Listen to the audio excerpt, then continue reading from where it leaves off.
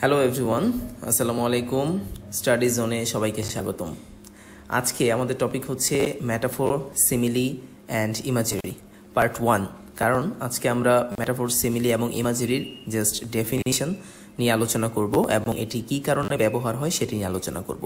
তো এটি মূলত হচ্ছে নবম শ্রেণীর জন্য, ক্লাস 9-এর জন্য। আমরা সবাই অবগত আছি যে বর্তমানে নতুন কারিকুলামে যেভাবে পরীক্ষা হবে এবং পরীক্ষা প্রত্যেকটি বিষয়ের জন্য এক একটি করে দিক নির্দেশনা দেওয়া হয়েছে, বিশেষ করে মানবন্টন এবং নমুনা প্রশ্ন সবই দেওয়া হয়েছে, তোমরা ইতিমধ্যেই জানো।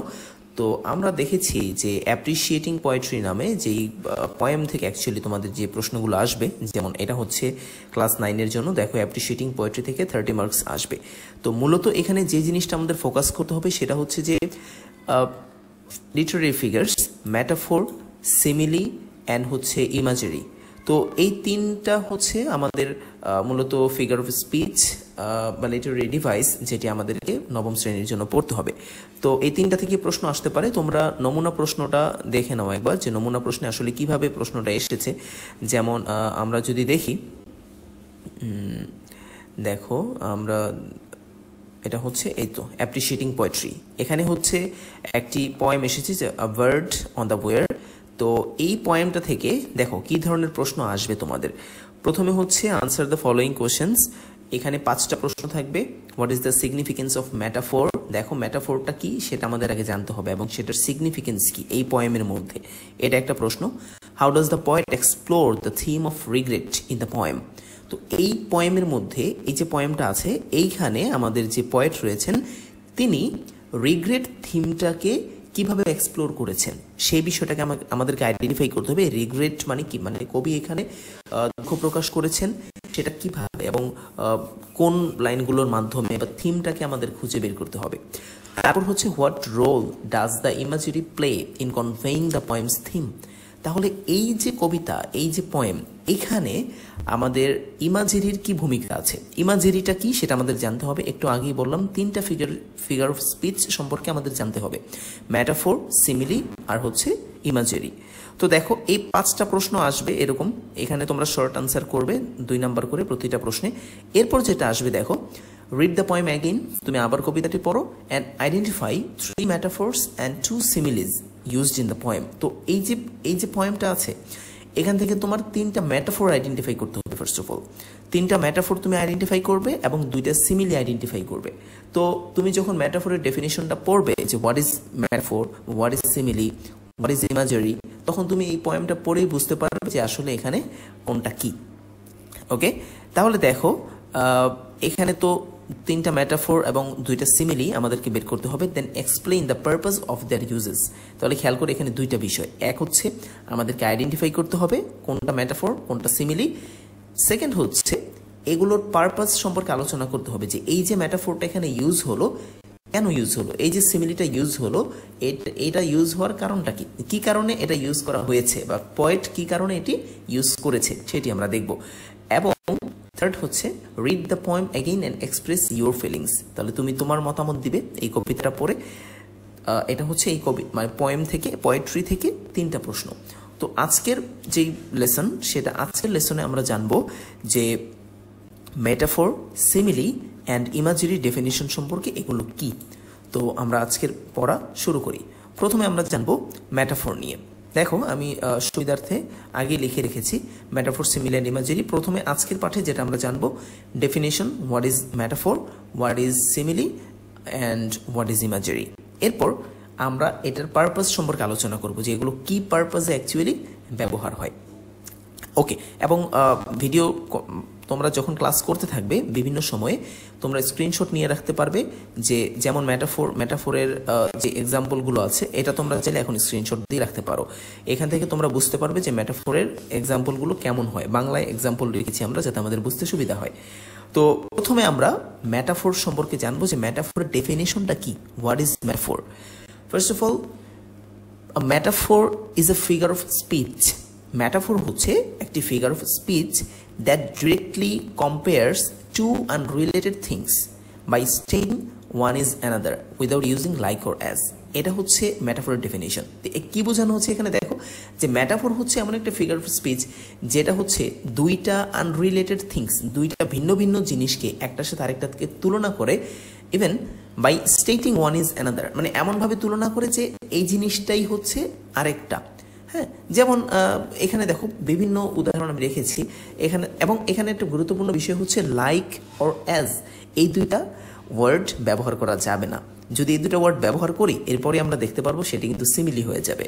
তাহলে আমরা ম্যাটাফোরে তুলনা করব হচ্ছে লাইক অর অ্যাজ এই দুইটাকে ইউজ করা ছাড়া। কিভাবে দেখো, যেমন জীবন একটা নদী, এখানে খেয়াল করো, এখানে কিন্তু আমি বলিনি যে জীবন একটা নদীর মতো, আমি সরাসরি বলছি যে জীবন একটা নদী। এখানে জীবনকে নদীর সাথে তুলনা করা হয়েছে, যা বোঝায় যে জীবন চলমান এবং বিভিন্ন বাঁক নিয়ে এগিয়ে যায়। তাহলে তোমরা একটু খেয়াল করো তো, এখন নদীটাকে তো অবশ্যই আমরা জীবনের সাথে তুলনা করতে পারি, যে আমাদের জীবনটা হচ্ছে একটা নদী। তো এটাই হচ্ছে ম্যাটাফোর, কিন্তু আমি কিন্তু বলছি না যে জীবন একটা নদীর মতো। তোমরা একটু পরে দেখবে যে এটা সিমিলি। আচ্ছা, আরেকটা এক্সাম্পল আমরা দেখি, যে বই জ্ঞানের দরজা। এখানে খেয়াল করো, বই জ্ঞানের দরজা, তাহলে এখানে বইকে দরজার সাথে তুলনা করা হয়েছে। অর্থাৎ মানে বই পড়ার মাধ্যমে আমাদের কি হয়, আমরা জ্ঞান অর্জন করতে পারি, আমরা বিভিন্ন জিনিস জানতে পারি। তাহলে কিন্তু বইকে আমরা বলতে পারি যে জ্ঞানের দরজা, অর্থাৎ বইয়ের মাধ্যমে আমরা জ্ঞানের ভিতরে প্রবেশ করি, এটা বোঝানো হচ্ছে। আমি কিন্তু বইকে জ্ঞানের সাথে সরাসরি তুলনা করছি। দেখো যে বই হচ্ছে জ্ঞানের দরজা। আবার সময় সোনার চেয়েও মূল্যবান, তাহলে দেখো সময়কে সোনার চেয়েও মূল্যবান বলা হয়েছে, যার অর্থ সময় অনেক গুরুত্বপূর্ণ, মানে সোনা যত গুরুত্বপূর্ণ তার চেয়েও বেশি গুরুত্বপূর্ণ হচ্ছে সময়। তো এইগুলো হচ্ছে ম্যাটাফোর। তোমরা কি বুঝতে পেরেছো সবাই, যে ম্যাটাফোর হচ্ছে এমন একটা ফিগার অফ স্পিচ যেটা সরাসরি তুলনা করবে, একটা জিনিসকে আরেকটা বলবে। যেমন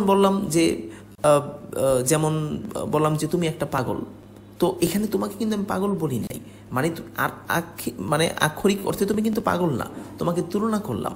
তো এই বিষয়টাই যে জীবন একটা নদী, এটা হচ্ছে জীবনকে আমি সরাসরি নদীর সাথে তুলনা করলাম। নদী যেমন জীবনও তেমন, একটু আগে যেমন বললাম পাগল যেমন তুমিও তেমন, কিন্তু এখানে কিন্তু আমি সরাসরি তোমাকে কিন্তু আক্ষরিক অর্থে পাগল বলি নাই। এটাই হচ্ছে ম্যাটাফোর। আচ্ছা, তারপরে আমরা দেখব হোয়াট ইজ সিমিলি। সিমিলি হচ্ছে a simile is a figure of speech that compares two different things using the words like or as. দেখেছো, একটু আগে আমরা দেখছিলাম যে ম্যাটাফোর মানে হচ্ছে তুমি লাইক or as দিতে পারবে না এই দুইটা শব্দ, কিন্তু এখানে দিতে পারবে। এটার বাংলা অর্থ হচ্ছে মতো। এই যে দেখো, প্রত্যেকটা এক্সাম্পলে তোমরা দেখবা মতো শব্দটা ব্যবহার হয়েছে। তাহলে এখন আমরা এখানে দেখব যে সিমিলির এক্সাম্পলগুলো আসলে কেমন হয়, তোমরা বুঝবে কিভাবে। যেমন এখানে বলা আছে সে বাঘের মতো সাহসী। দেখো, আমি যদি এখানে বলতাম সে বাঘ, তাহলেই কিন্তু হয়ে যেত এটা ম্যাটাফোর। কিন্তু যেহেতু আমি বললাম সে বাঘের মতো সাহসী, এই জন্য হচ্ছে এটা কি সিমিলি। আবার দেখো, তোমার চোখ দুটি যেন তারার মতো ঝকঝক করছে, তাহলে তারা যেমন ঝকঝক করে তোমার চোখ ঠিক সেভাবেই ঝকঝক করছে, কিন্তু আমি মতো শব্দটা ব্যবহার করলাম, এই জন্য এটা হয়ে গেল সিমিলি। তাহলে মেইন ডিফারেন্সটা কি তোমরা বুঝতে পারছো? যখন একটা জিনিসের সাথে আরেকটা জিনিস আমরা তুলনা করব, সরাসরি তুলনা করব, তখন সেটা হবে ম্যাটাফোর। কিন্তু যখন মতো বলবো তখন সেটা হয়ে যাবে সিমিলি। যেমন এই সেন্টেন্সটা দেখো, তোমরা কিন্তু এটাকে চাইলে কি করতে পারো, সিমিলিও করতে পারো, ম্যাটাফোরও করতে পারো। এটা বর্তমানে সিমিলি আছে, সে বাঘের মতো সাহসী, কিন্তু তুমি যদি বলো সে বাঘ, তাহলে কিন্তু হয়ে যাবে কি এটা ম্যাটাফোর। সে একটা বাঘ এটা বললা, তাহলে সেটা ম্যাটাফোর হয়ে যাবে। আর এখানে আছে সে বাঘের মতো সাহসী, এটা হচ্ছে সিমিলি। ওকে, দেন আমরা জানবো ইমাজেরি নিয়ে। এখানে আরো এক্সাম্পল আছে, তোমরা স্ক্রিনশট নিয়ে রাখবে, তারপর তোমরা দেখবে।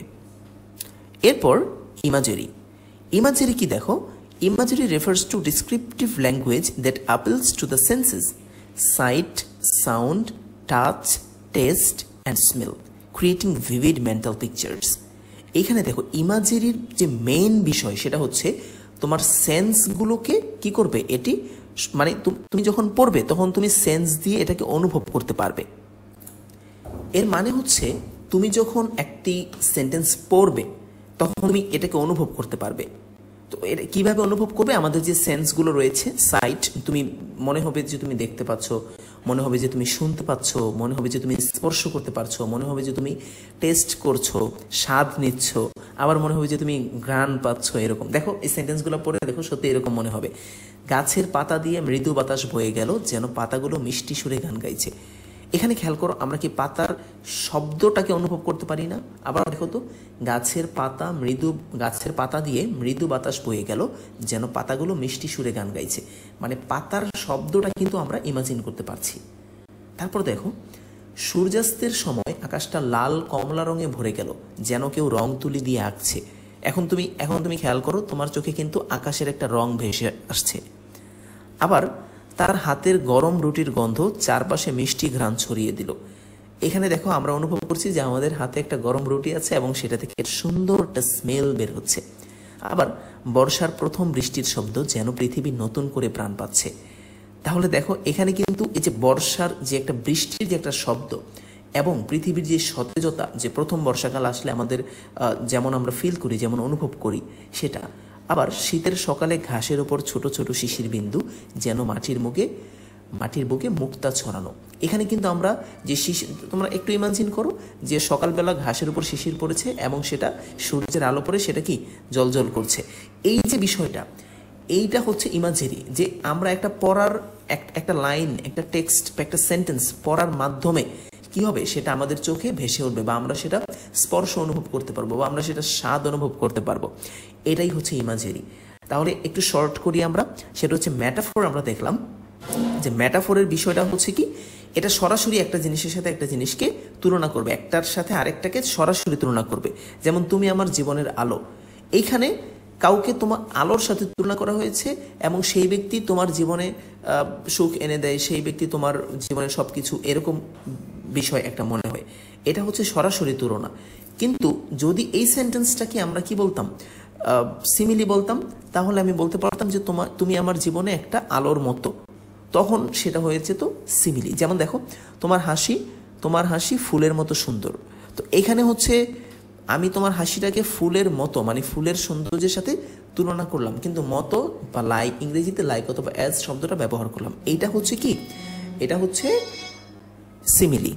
আর ইমাজেরি হচ্ছে যেটা পড়ার মাধ্যমে আমরা কি করতে পারবো, যেটা পড়ার মাধ্যমে আমরা বিভিন্ন সেন্সগুলো আমাদের মধ্যে জাগ্রত হবে, এটা হচ্ছে সিমিলি। এবার আমরা ইংরেজিতে কিছু উদাহরণ দেখে নেব। তো দেখো, ম্যাটাফোর, তখন আমরা বললাম যে comparing two things by saying one is another, মানে যেটা সরাসরি বলবে এইটা হচ্ছে ওইটা। যেমন the world is a stage, এখানে খেয়াল করো, বিশ্বটাকে তুলনা করা হয়েছে কিসের সাথে, একটা মঞ্চের সাথে। তো যেটা মানে বোঝা যায় বিশ্বটা হচ্ছে একটা মঞ্চ এবং আমরা হচ্ছি এর অভিনেতা, যারা আমরা কি জীবনযাপন করছি। তারপর দেখো টাইম ইজ আ থিফ, যে সময় হচ্ছে একটা চোর। সরাসরি কিন্তু বলা হচ্ছে, এমন কিন্তু বলা হচ্ছে না যে সময় চোরের মতো, সময় হচ্ছে একটা চোর। Time takes away moments like a thief takes things, সময় সব কিছু নিয়ে চলে যায়, সব মুহূর্তগুলো আমাদের নিয়ে চলে যায়, যেমন একটা চোর সব কিছু নিয়ে চলে যায়। তো এটা কিন্তু আমি সরাসরি বললাম, দেখো টাইম ইজ আ থিফ, তো that means it is a metaphor. Okay, এবার সিমিলিটা কেমন হবে দেখো তোমরা, he swims like a fish, সে একটা মাছের মতো সাঁতার কাটে। আমি যদি বলতাম হি ইজ আ ফিশ, সে একটা মাছ, তাহলে বুঝে তো সে মাছের মতো সাঁতার কাটে, বা মাছের যে বৈশিষ্ট্য আছে তারও সেই বৈশিষ্ট্য আছে। কিন্তু আমি এখানে কি বললাম, হি সুইমস লাইক এ ফিশ, সে মাছের মতো সাঁতার কাটে। দ্যাট মিনস এটা হচ্ছে সিমিলি। তো তোমরা দেখেই এখন কিন্তু বুঝতে পারবে সিমিলি চেনার আরো সহজ উপায় হচ্ছে সেখানে লাইক অথবা অ্যাজ থাকবে, সেটাই হচ্ছে কি সিমিলি। তারপরে তোমাদের মিনিং বুঝতে হবে। ওকে, এবার আমরা দেখবো ইমাজেরি। দেখো, এখানে আমরা একটু আগে বলছিলাম যে ইমাজেরি মানে হচ্ছে আমাদের সেন্সগুলোকে জাগ্রত করবে। তো দেখো, এই সেন্সগুলো আমাদের কিভাবে জাগ্রত হয় এগুলো পড়ার মাধ্যমে। দেখো, the roses smell sweet, filling the garden with their fragrance. তাহলে appeals to the sense of smell, এখানে কি বলা হচ্ছে দেখো, দ্য রোজেস স্মেলড সুইট, যে গোলাপগুলো আছে সেগুলো মিষ্টি ঘ্রাণ ছড়াচ্ছে, feeling the garden with there fragrance. তো এই যে বাগানটা আছে তাদের সুগন্ধ দিয়ে পুরা বাগানটাকে কি ভরিয়ে দিচ্ছে। তার মানে এটা পড়ার মাধ্যমে কিন্তু আমরা একটা স্মেল পাচ্ছি, মানে মনে হচ্ছে যে গোলাপ ফুলের গন্ধ ঘ্রাণটা কেমন সেটা আমরা পাচ্ছি। সেমভাবে দেখো, এই এক্সাম্পলগুলো তোমরা অবশ্যই স্ক্রিনশট দিয়ে রাখবে, পরে সেটা তোমরা আন্ডারস্ট্যান্ড করবে, বুঝবে। তারপর দেখো এখানে কি বলা আছে, the cold water rushed over my feet, sending shivers up my spine, মানে হচ্ছে ঠান্ডা পানি আমার পায়ের উপর দিয়ে বয়ে গেল। Sending shivers up my spine, একটা শীতল একটা অনুভূতি আমার মধ্য দিয়ে চলে আসলো, মানে এই যে একটা সেন্সেশন, এই যে একটা মানে আমি অনুভব করলাম, এটা টাচ অনুভব করলাম, এটাই হচ্ছে ইমাজিরির কাজ।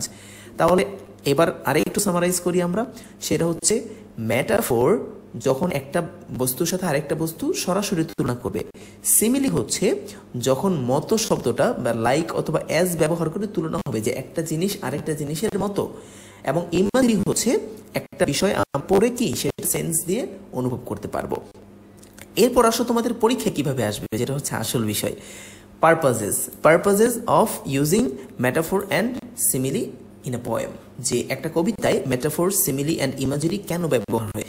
তোমরা দেখো এই পারপাসগুলো হচ্ছে নিয়ারলি সেম, একই রকম অর্থ, মানে একই কারণে মোটামুটি ব্যবহার হয়। মেইন বিষয়টা হচ্ছে দেখো মেটাফোরের পারপাসগুলো কি, দেখো এটা কিন্তু তোমরা পরীক্ষায় হুবহু লিখে দিতে পারবে, যে তুমি আইডেন্টিফাই করলা যে পরীক্ষায় দুইটা মেটাফোর আছে, কেন ব্যবহার হয়েছে, এখান থেকে দুইটা বা তিনটা বা পাঁচটাই লিখে দিলা যে মেটাফোর এই কারণে ব্যবহার হয়েছে। তো কারণগুলো কি আমরা একটু পড়বো। To create vivid imagery and convey complex emotions. তাহলে দেখো মেটাফোর কেন ব্যবহার হয়, একটা ভিভিড ইমাজিরি মানে হচ্ছে একটা কল্পনা তৈরি করার জন্য, যে তুমি কল্পনা করতে পারবা যে একটা বস্তু কেমন, বা একটা ব্যক্তিকে আমি কিছুর সাথে তুলনা করলাম সেটা কেমন, এটাকে তুলনা করার জন্য। আবার টু ইভোক ফিলিংস মানে হচ্ছে তোমার যেই অনুভূতিটা সেটাকে আরো এটা জাগ্রত করবে, তুমি আরো ভালো বুঝতে পারবে, যখন তুমি মেটাফোর থাকবে তখন তুমি এটাকে আরো ভালো ফিল করতে পারবে রিডার যারা। টু এমফাসাইজ পার্টিকুলার কোয়ালিটিস, তাহলে তোমার যে পার্টিকুলার কোয়ালিটিগুলো আছে একটা পোয়েমের বা একটা টেক্সটের, সেটা আরো এমফাসাইজ হবে, আরো গুরুত্ব পাবে। To see the world through different lens, তুমি মেটাফোরের মাধ্যমে মানে একটা পোয়েমে যখন মেটাফোর থাকবে তখন এক্সাম্পলগুলো তোমার কাছে আরো ক্লিয়ার হবে, তখন তুমি আরো এটা ভালো বুঝতে পারবে। To enrich poetry making the language more expressive and memorable, এবং তখন তোমার এই যে পোয়েট্রিটা আছে সেটা আরো এনরিচ, আরো সমৃদ্ধ হবে, এবং ল্যাঙ্গুয়েজটা আরো মেমোরেবল হবে, তুমি রিডাররা আরো মনে রাখতে পারবে। সেমভাবে সিমিলির ক্ষেত্রেও তোমরা পড়বে, দেখো সিমিলির ক্ষেত্রে পাঁচটা পারপাস রয়েছে। To enhance imagery in poetry, to create vivid mental pictures, evoking emotions and establishing connection between the familiar and the abstract. তাহলে এইখানে কি হচ্ছে দেখো, যে তোমার একটা মেন্টাল পিকচার তৈরি হচ্ছে, তুমি তখন ইমাজিন করতে পারবে যে এখানে অ্যাকচুয়ালি কি বোঝাতে চাচ্ছে পোয়েট, এবং পোয়েটরা এগুলো ব্যবহার করে যাতে আমাদের ল্যাঙ্গুয়েজটা আরো সমৃদ্ধ হয়, রিডাররা আরো ভালো বুঝতে পারে, ভালো ইমাজিন করতে পারে।